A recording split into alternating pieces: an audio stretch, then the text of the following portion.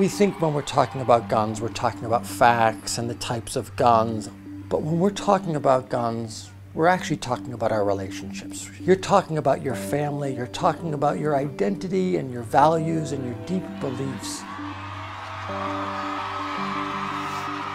In this moment in history, whether you agree or disagree with what's going on outside in the march, this is a moment in history when our country is trying to have one of the most difficult conversations. It's a conversation we've been having for 300-400 years. That not all Republican or gun owners are white middle-aged men. I am 28, Latina, and a female, and I am one of them too.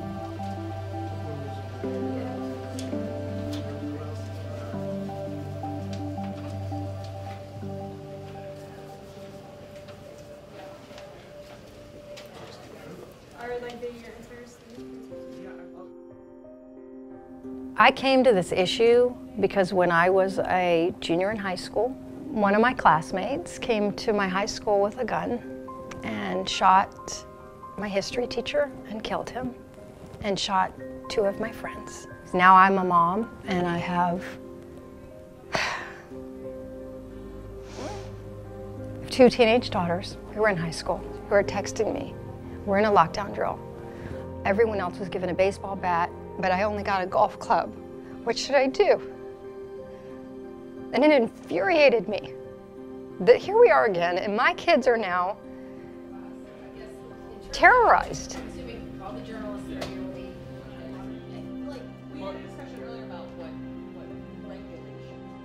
I was raised by my grandmother. She was a single mother of 5, and I grew up hearing all these awful, awful stories that she would tell us where she was always the victim. I'm like, okay, that is never going to be me.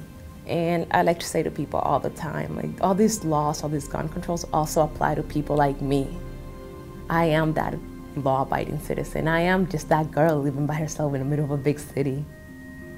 My safety concerns also matter, and they are being taken away from me. Do you feel safe that you have a gun? I sleep with my handgun on my nightstand, and that does make me feel safer. I'm just saying you in the house sleep, and they bust in, kick the door in. So they'll get your weapon first. I could. Mine's right by my bed in the lockbox. You need my fingerprint, it opens 2 seconds, right? So he can't get to it. Oh, it's in the lockbox. It's in the lockbox. I thought she was saying no. just sitting out. Yeah, that's what I was saying. No, my lockbox. And I practice, I'm telling you, on my nightstand, I sleep right here, how long it takes me to take it out. Damn. I practice. I can do it very fast.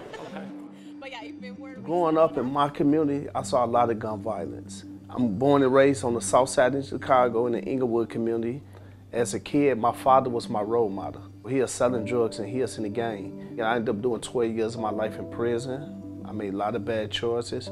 I used to like having guns around, but as I got older, losing a lot of close friends to gun violence and seeing what was going on, I said, no, I don't like guns around no more. So I'd like to be a part of that conversation because I deal with this type of issue every day.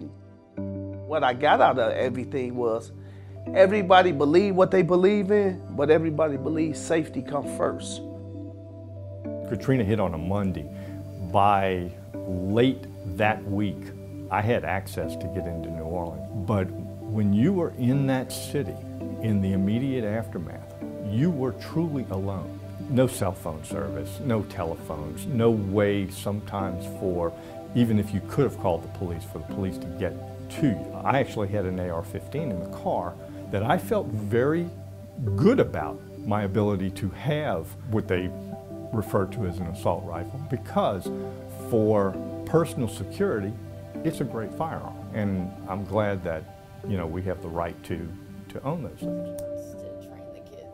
Today, I felt for the first time that I got to know someone who thinks very differently. Go, okay, I'm having a real conversation with a dues-paying NRA member, and I like them.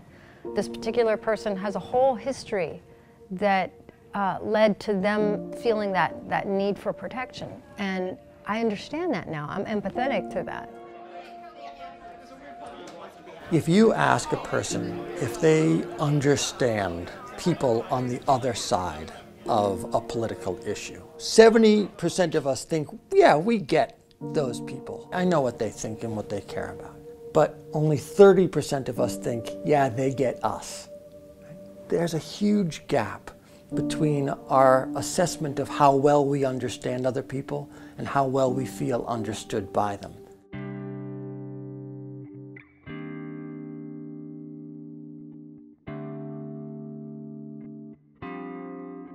I think the first thing that people should do is turn to each other and say, can you tell me a story that would help me understand how you've come to the beliefs that you have about guns? Then we should get into values. What values do you hold that you really care about, that lead you to think the way that you do? Where is this complex for you? Because so often when we're in conflict, other people get flattened. You're just pro-gun and I'm just anti-gun, or I'm just pro this, you're just pro that.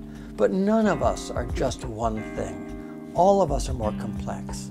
So ask about the complexity and share your own.